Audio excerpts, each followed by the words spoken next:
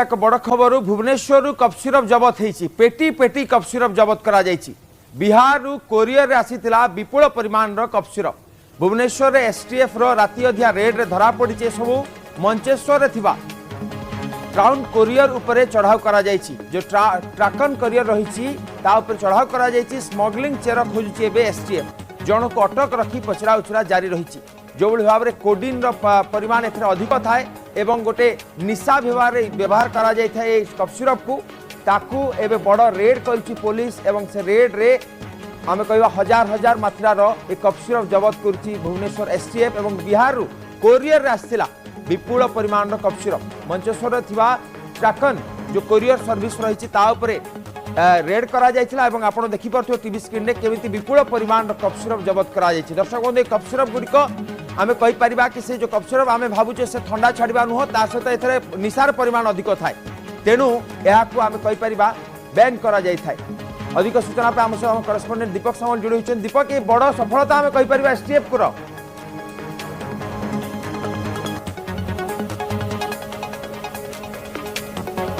crime branch STF एवं drugs control board ये नहीं गतकाली विलंबित राति प्राय 4टा समय कोरियर संस्था मंचेश्वर गोटे कोरियर संस्था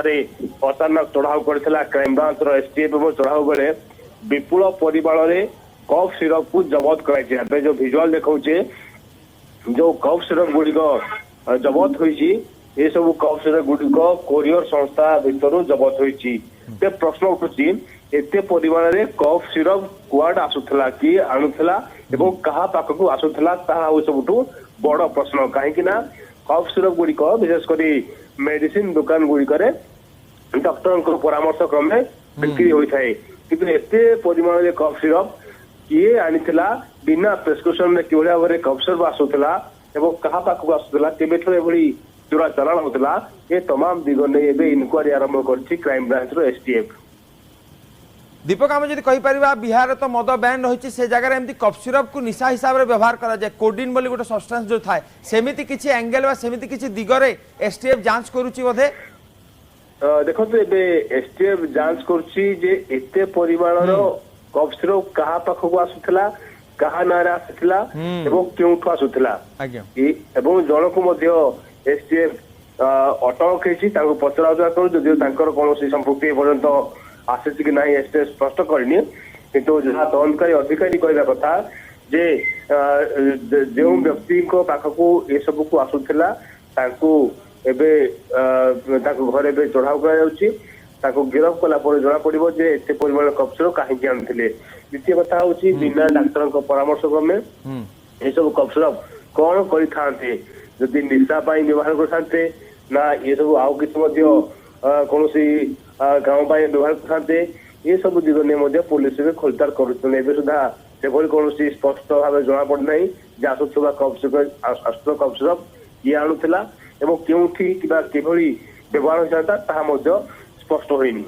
दीपक एसटीएफ पाखे किसी टिप मिलता कि ए अंचल के कोरियर रे एतिकी मात्रार कफ सिरप आसुची एवं केउ अंचल रेड करा जितला एवं केते मात्रा रहितला केते रहितला कफ सिरप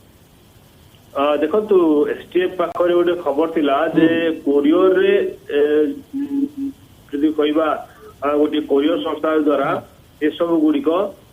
चोरा चालान होची तेणु एसटीएफ गतकाली राति प्राय 3टा ରୁ 4टा समय रेड करथिला हमर मंचेश्वर अंचल गोटे कोरियर संस्था रही जहाँ ना हूँ ट्राकन कोरियर प्राइवेट लिमिटेड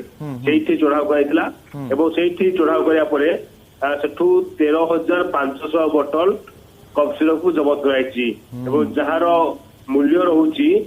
52,78,000 टंका बोली जहाँ 50 लाख ऊर्ध्व टंकार एवं 13,000 ऊर्ध्व जहाँ कफ सिरप सीज करा बहुत बड़ सफलता आम कहीपर भुवनेश्वर एसटीएफ बहुत बहुत धन्यवाद दीपक आपन सविशेष सूचना